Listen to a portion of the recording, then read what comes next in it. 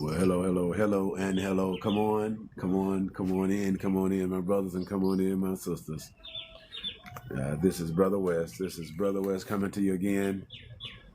Um, and I do have a quick message. Quick message. It ain't gonna be too long. Something that I see, something that I'm seeing, something that I saw and yet seeing, and I'm seeing this in the spirit. I'm seeing this in the spirit, and I will say this: I know who it is, but I don't know how many people it is, and it's a many people. And so what I want to do, I want to be obedient and release this message out. Give me a few minutes. I'm going to release this message out to you, sir. And I'm going to release this message out to you, ma'am. And I'm going to say that, and there's a reason why certain answers, certain prayers have been answered. This is the reason why. You're frustrated because you think God ain't listening. But God is listening. But I'm going to explain what happened. Hey, Jeff, what's going on, Jeff? I'm going to definitely explain what happened. And so I'm going to say this in a form and a word of encouragement. Be encouraged. Be encouraged. God see your situation. And see, the thing about it, when you ask God for something, the best thing you can do is to leave it alone. Not thinking about it no more. Don't go telling people about it. And see what happens oftentimes when you pray a certain thing for a certain thing, immediately, because you told people, immediately you go into warfare. And it's in your movements, it's in your operation, it's in your vibration, it's in your faith, it's in how you're responding and how you're acting will determine whether that thing come to pass or not. And see, the Bible says that a double-minded man is unstable in all his ways. Let not this person think that they're going to receive anything from God. And what that simply means is that one day you think this one way, you believe this one way. The next day you feel this way. But see, what will cause your answer to come to pass is when you remain focused. It's like holding onto a rope. When you're holding onto a rope and climbing up to the top, you ain't letting go. It's the same rope. Even though the rope might hurt your hands, it might hurt your fingers, you might get tired, but you know if you keep holding on to this rope, you're gonna get to the other. You're gonna get to the top. The same thing is true when it comes to faith, when it comes to trusting and believing God. See, because honestly, when you ask God for something, your answer, your manifestation will come in your vibration, in your emotions. In that situation, when you didn't ask for a certain thing, when trials and tribulations come, your answer is going to be how you react. How you react to your trials and tribulations. How you going to react to when things come up against you that's the total opposite of what you just prayed for. How are you going to react? Are you going to look over here at this situation? Are you going to look at over there at that situation? Or are you going to remain faith? Are you going to remain at ease? Are you going to remain in resolve with that hope, with that faith? And so this is what it comes down to. The Bible says that faith is the substance of things hoped for, and it's evident, God bless you, of things not seen. And so faith comes. See, faith is like the rope. Faith is like something tangible that will allow you to get into the intangible. Faith is the bridge that will get you over into the next dimension, will get you over into the manifestation, the fourth dimension of what you believe in God for.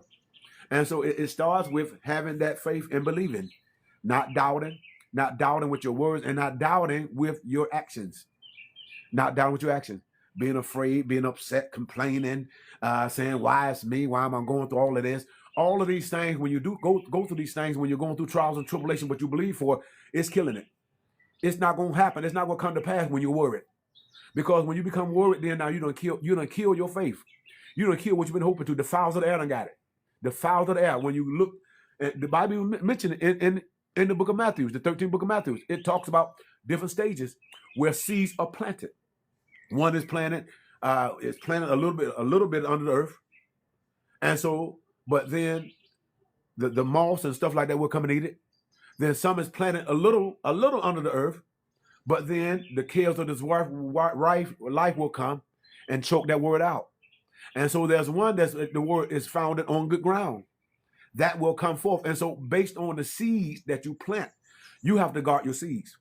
That's what it comes down to. When you pray for something, when you ask God for a miracle, when you ask God for healing or whatever, those are seeds.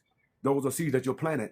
And so in the planting of those seeds, you have to be careful how you nourish those seeds. Naturally so, when you plant whatever kind of seed it is, if it's a apple, grapes, fruits, any kind of vegetable, once you plant that seed in that ground, you got to take care of it. You got to take care of those seeds that are in that ground, to make sure that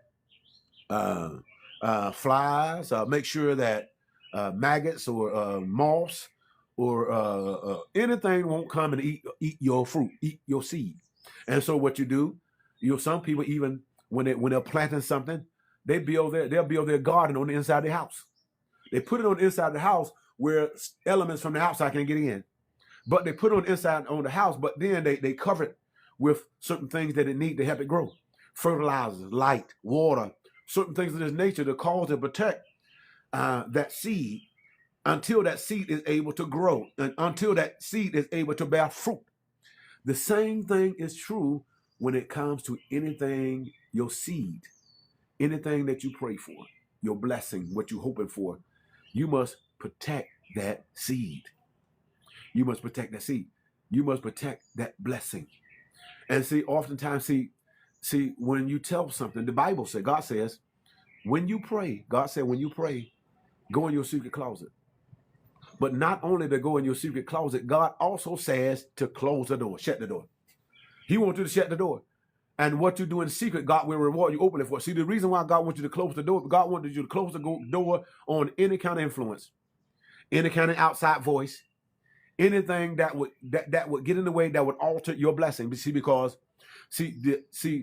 your blessing, your manifestation comes with the thing that you observe, the thing that you think about all the time, the thing that you imagine in your mind, the thing that you're thinking about all the time. Those are the things that are going to come to pass. The thing, unfortunately, oftentimes some of you are listening to fears, certain fears that you have, certain things that you hate to happen. See, you're vibrating that. You're making that happen because of your emotions. You're sending certain messages. You're sending certain messages in the atmosphere on your faith or your disbelief, on what you believe. And so this is why you have to be focused and you have to have a certain posture. This is why God says that to be steadfast, unmovable, always abounding in the work of the Lord, because you know your labor is not in vain. To be steadfast and unmovable, that means that you're holding. You're not going to be tossed to and fro. See, but it's just like on a boat with an anchor. When that anchor is there in that boat ain't going nowhere. Waves can come and all that. But that anchor is rested deep in the sea. And so because that anchor is deep in the sea, you might rock. You might get pushed. But you're going to stay right there. You're going to stay right there until that storm, until that wave ends. The same thing, it comes with the scheme of things when it comes to God, what you want from God. God said, call those things that be not as though they were. God has said, if you hasten a thing, if you decree a thing, I hasten to perform it. But also God said, if you believe it in your heart, you're going to receive it. Whatever you ask in faith, if you believe it in your heart, you're going to receive it.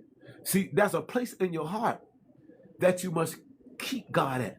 See, this is the place where fear gets. This is the place where the reason why certain blessings don't come. Because you allow certain things, certain doubts to get in your heart. And once it got into your heart, it alters everything. See, because from your heart, it manifests. The manifestation comes from your heart. Because the Bible says, out of the heart, the mouth speaks. See, because what's in your heart is going to manifest. It's going to come out. It's going to vibrate. It's going to prophesy. It's going to speak. And so, see, your nerves also speak. See, your nerves speak to God. See, your nerves also speak to the enemy. See, your nerves speak to your blessing. See, your nerves speak to your breakthroughs. And so, see, ain't nothing wrong with having nerves. See, but when your nerves are to and fro, see, that's a problem. See, because, there's confusion there. And so the Bible said, let not that person think that they're receiving anything from God You see, because you're double-minded, because of your nerves. See, you have a nervous condition where when something happens this way, your nerves are going there. Something has happened, your nerves going. See, the enemy's after your nerves. Did you not know that? That's why he brings tests to you. That's why he does bring trials and tribulations to you. That's why he shock you sometimes. That's why he hits you sometimes with depression, hits you with fear. He's working on your nerves. He wants you to become a nervous wreck where you cannot control your nerves. That's what he's after. See, but there's a manifestation. I must let you know, sir. I must let you know, man. There is a manifestation in your nerves. See, because it's in your nerves. If you manifest your nerves right, if you focus your nerves right, then those nerves will manifest your power. See, because your nerves are connected to your heart. Your nerves are connected to God. And so the moment that you learn how to align your nerves up, where your nerves are not here and there, but you channel your nerves to God. That's why you go into prayer. That's why you go into fasting. And so now, when you pray certain things, put your nerves there. Put your emotions there. Stay right there. God, I trust you. That's the nerves. And from that place, use those nerves. Use those nerves to manifest. Use those nerves to tell God. Use those nerves to manifest what you want. Use those nerves to heal yourself. From that, and keep those nerves right there on faith. Don't put your nerves on nothing else but faith. That's the answer. That's the secret. Keep your nerves on God. When stuff comes, trials and tribulations come, don't allow it to affect your nerves. Don't allow it to affect your nerves. See, because your nerves are aligned. See, because when your nerves are aligned with the master and with the source, then the enemy gonna come. He's not gonna bother you. This is why the Bible said when you submit yourself unto God, once you submit yourself unto God, you align. You fully charged. You're fully fortified. And once you become fully fortified, and once you become fully charged, then it can come in all he want to. Can't touch it. See, because he's going to bounce off. Because, see, now, when you align with God, you align in his anointing. You align with the highest frequency. That's the frequency of creation. That's the frequency of order. That's the frequency of the beginning. That's the frequency of the source. In the beginning, God said, let there be light. In the beginning, God created light. God moved upon the face of the deep and said, let there be light. There was no form and void. There was form and void, no darkness upon the face of the deep. But when God appeared, when the divine source appeared to things that were out of shape, when the earth was out of shape and form and void and darkness, when the source appeared, when that light appeared, everything came back into order.